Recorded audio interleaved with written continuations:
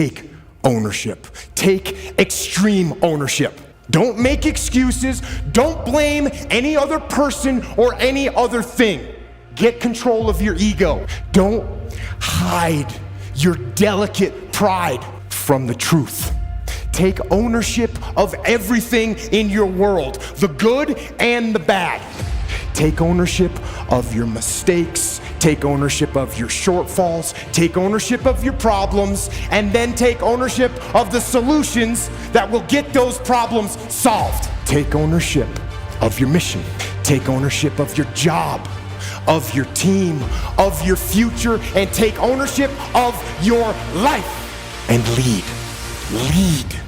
lead yourself and your team and the people in your life. Lead them all to victory. Don't be mad.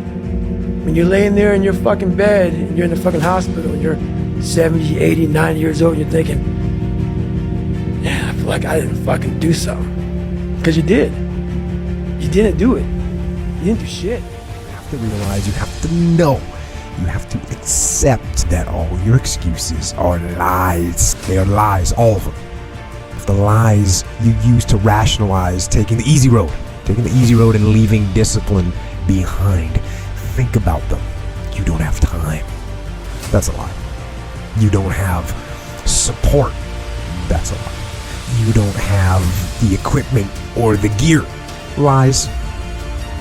You don't know the best way. Who cares? That's a lie.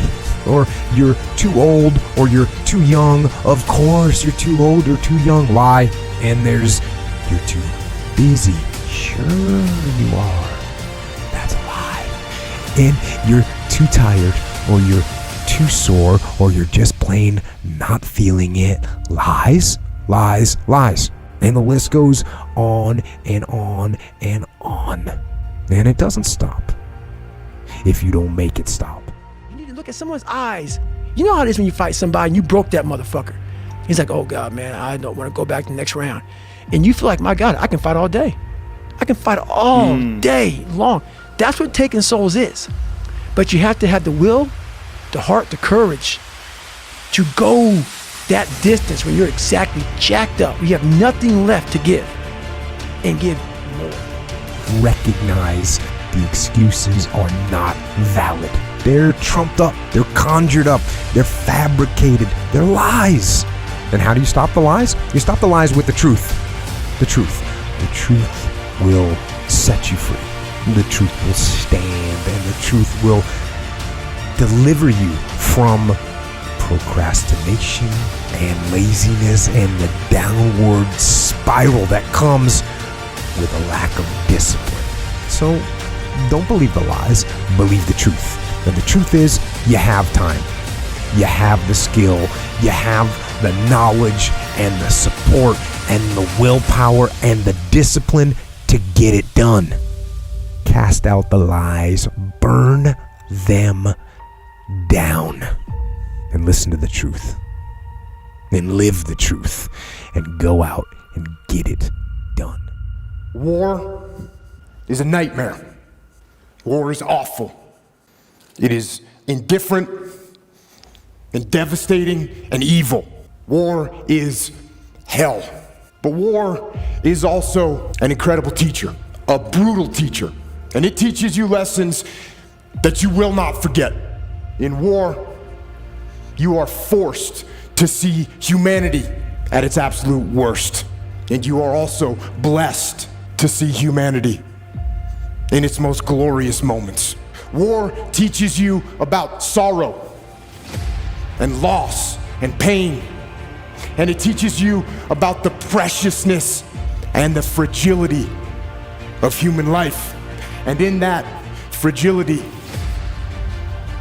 war teaches you about death. But war also teaches you about brotherhood and honor and humility and leadership. And unfortunately, war teaches you the most when things go wrong. They had the same attitude.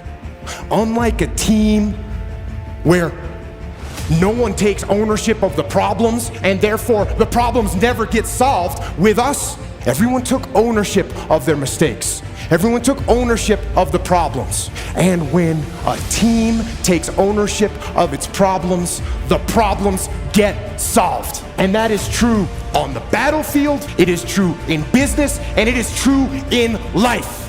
You have to be open-minded to the possibilities that I can do this. Once you shut your mind down to the possibility that it can be achieved, there's no way it can happen. So that's why my eyes and my body light up about things, because I know that if you're in a fight, you have to attack. You have to keep attacking.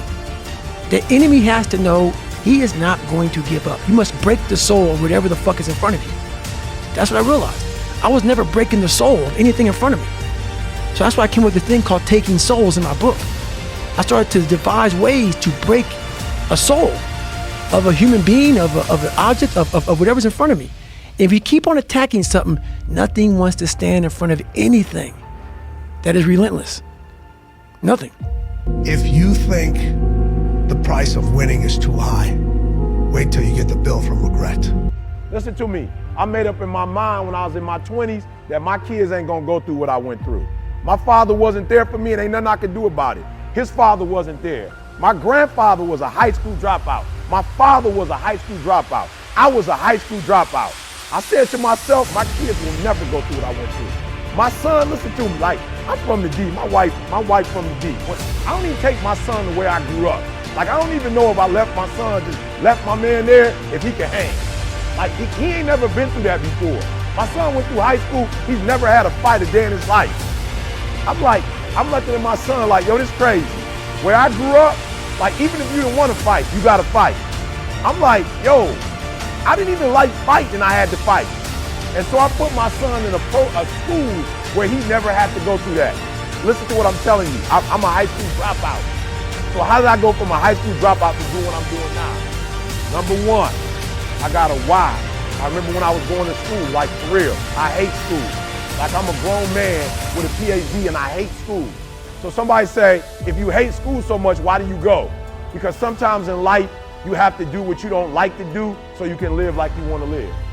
The first thing I had to do was say, I'm gonna break the cycle, right? I need you to think about this real quick. And listen to me closely. When people love you, you don't do them like dirt. When people care for them, you don't disrespect them.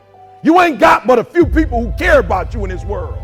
Didn't you hear what I just said? You in the wrong place, you gonna get shot and killed, and ain't nobody gonna go to jail for it. Ain't nobody gonna go to jail for it.